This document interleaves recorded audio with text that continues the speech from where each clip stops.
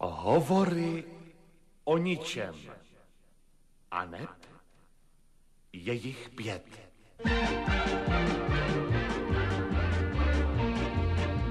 Pravidelná beseda u Makartového stolu s 5 z nás. Růženu Hulínovou, Boženu Tlučhořovou, Fandu Čadáka, Patrika Pucha, Ctirada Stepilého, redaktora a eventuálně další z nás zastupují Oldřich Kaiser a Jiří Labus.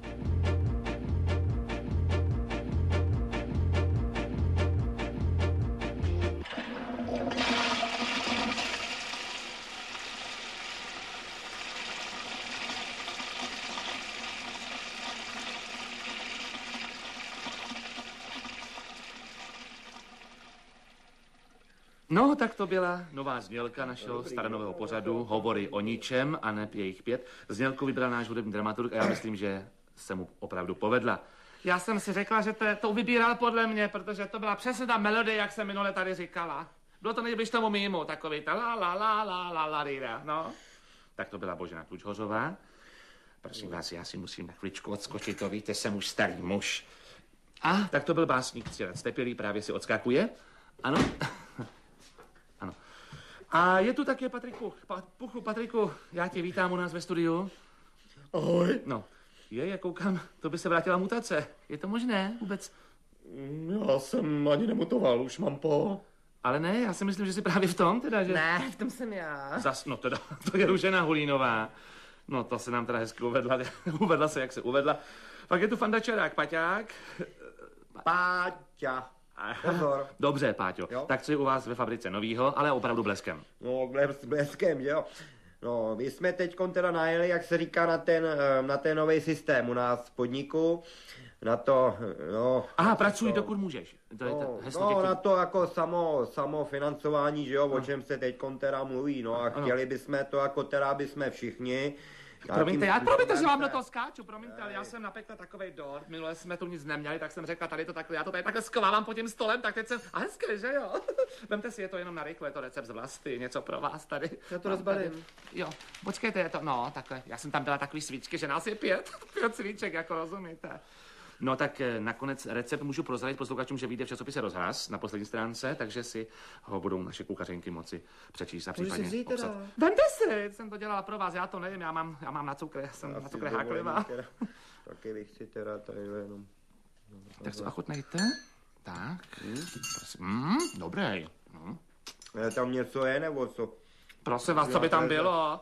No takhle vlezlo do zubu. No prosím vás, no, když tam máte díry, jak prosím vás, jak někde po náletu, tak se divte. Jste dobrý. Nechte si toho. No tak prosím vás, my jsme skončili u toho vašeho problému podniku.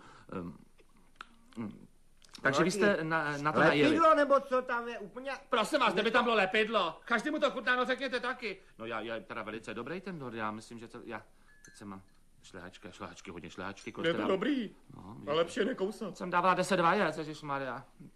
Proto, protože mě tam úplně, no nic. No tak vy jste najeli v podniku na to samofinancování.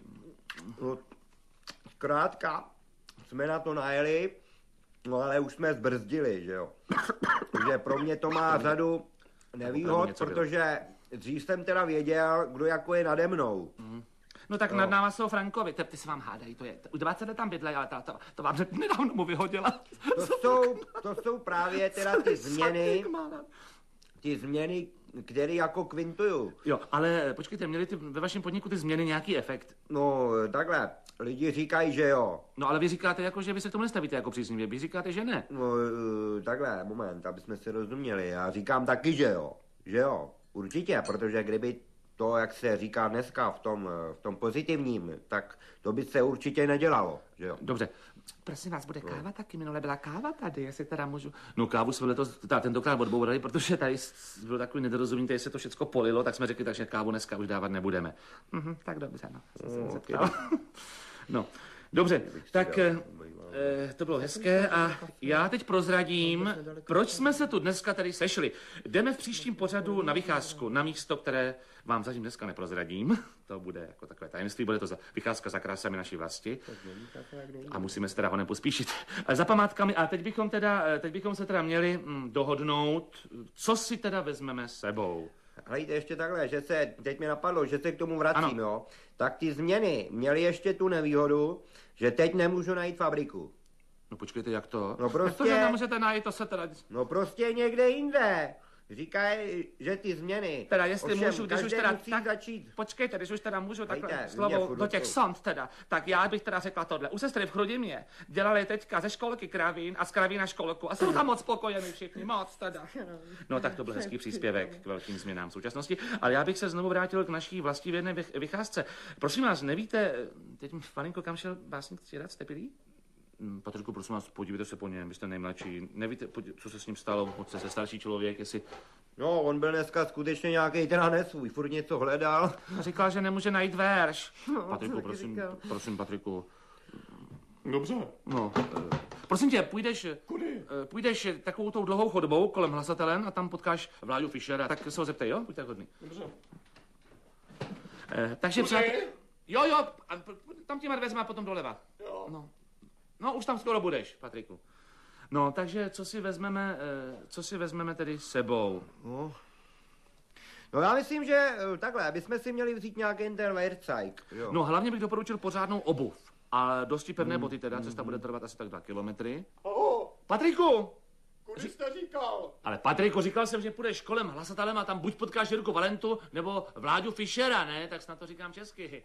Koho? Potkáš tam jednoho nebo druhýho. Tak běž. No, tak už běž, no. Tak teda, tomu to pálí, tomu klukovi, to vám povím. Tak já ještě, Boženko, ochutnám, co jste upekla. Ještě jedno. To je teda to nerad, teda. Co to tady je? To bylo v mouce. A co by si tomu řekli? No, koukněte na to. Já se omlouvám, teď budu trošku šišlet. Je to tady vlevo, já jsem měl už stejně vadno. Je to zase lepí úplně celý pakhle patro, že jo? No teda, to se teda, a co tam teda mohlo, no to byl nějaký, já nevím, něco tam bylo teda v té mouce. No. Já se jdu zeptat. No, říkal jsem rovně a kolem hlasatelen, Patriku. Kolem hlasatelen, jo? Ano. Takže tedy jakou... Už jdu. No, běž, Patriku. No. Takže jakou obuv bychom teda zvolili? No tak třeba tady, Páťo. No nevím, něco jako pionýrky, jo. Běž, koukám, už jste začal trénovat. Běž tam to tady ve studiu zbrázdil. No, tak co dalšího? Tak... No, potom bych si vzal ten tlumok, jo. KPZ-ku. Prosím? No, krabičku poslední záchrany, KPZ. Dejte pokoj, prosím vás. Dejte si vy hlavně pozor, abyste se nemusel zachraňovat přede mnou, víte, pane Páťo. A koukněte, jak zase na mě kouká. Já teda, takhle, já si myslím, já teda navařím, kdybychom náhodou někde uvízli, víte, aby se něco nestalo. No, abych tom hlavně nenechal zuby. No. A koukám, že se nám vrací Patrik. Tak kde jsi byl teď, Patriku? Patriku, no. Tak ne. Rovně kolem hlasatelen. No, kous tam našel? Říkal jste kolem hlasatelen. No, kolem hlasatele, no. Nikoho. Proboha, Patriku, tak aby tam stačil já sám. Víš co, Patriku, já tam zajdu a ty to tady budeš za mě začít moderovat, jo, já tam skočím, promiňte, nezlobte si. Jo, jasně, no. Jsi to nenašel. Jsem tady hnedka. Nenašel.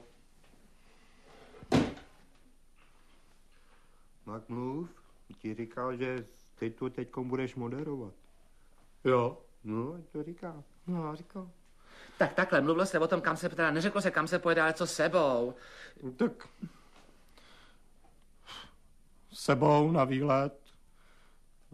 Kam jedeme? No to jsem to právě neříkali, kam se jede, to se neříkalo, říká se jenom co sebou a já nevím, prostě s ním dělají takový tajnosti, to opravdu nevím. A to nám řeknou třeba až potom, ne?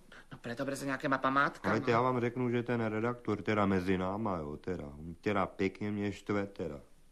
No, mně připadá milej, sympatický docela. Každý připadá milej, halejte. Vypadá v kravatě slušivej, takovej. No, to já myslím jako, že... Oni nám neřekli, jestli si tam bude spát, nebo že jo, to bych si musel totiž v práci vzít volno. Bych musel nahlásit. To nejde takhle. Teda vy máte možnost jenom promluvit a koukám tady a vy nic neříkáte, to já kdybych, jako mě neřekl a dělám já jako redaktor, já bych to řekla všem, já bych řekla věcí. Ježišmarja. Mluv, Patriku. Tak mluv. No, sebou na výlet si vezmeme boty. No to víte, že nebudu bosá. To je Janek. Potom si vezmeme Tu KPZ-ku hlavně řekni. KPZ-ku. Já hledám. Promiňte, že vás ruším, ale... Co pak?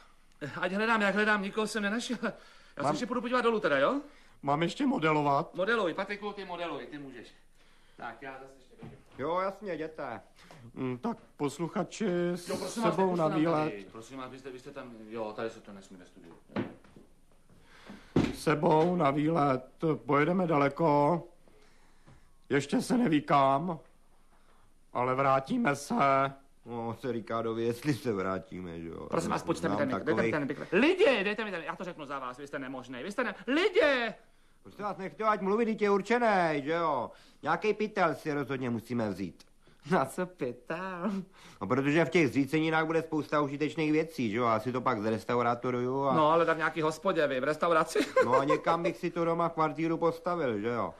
No, to byste neřekli, oni takhle lidi jako dost vyhazujou, víte, takový ty užitečný věci, že jo.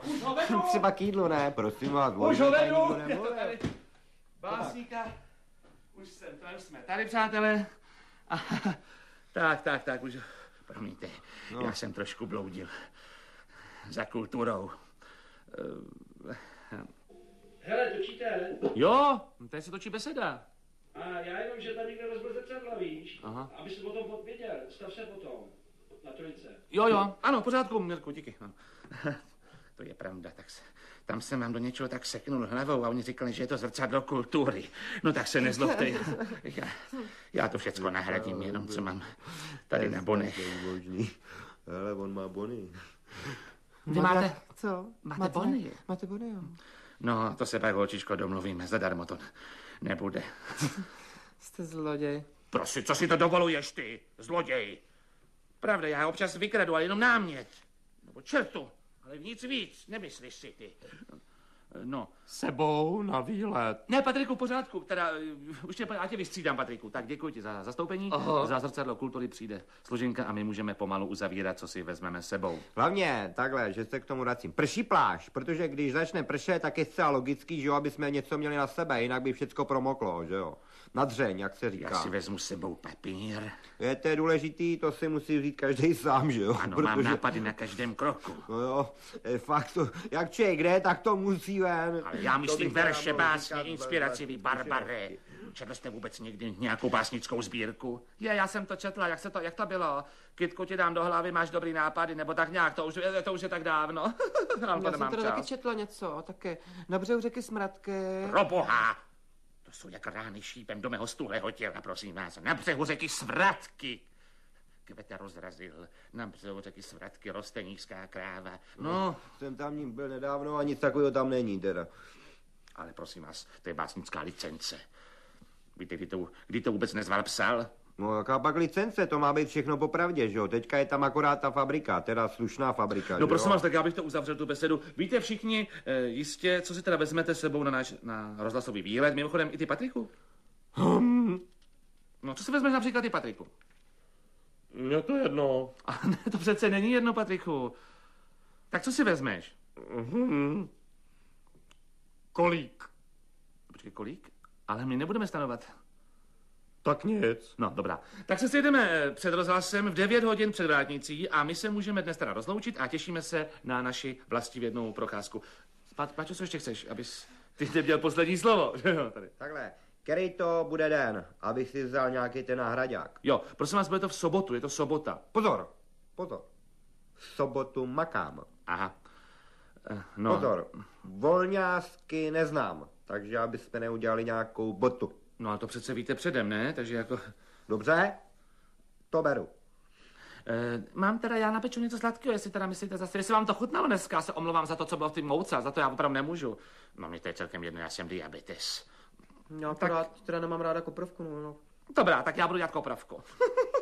Takže teď opravdu teda, Ráda koprovku, jo. dnes na shledanou Mě nesnáším, no, to je prostě šílený. a příště na výletě. Ahoj. Naschle.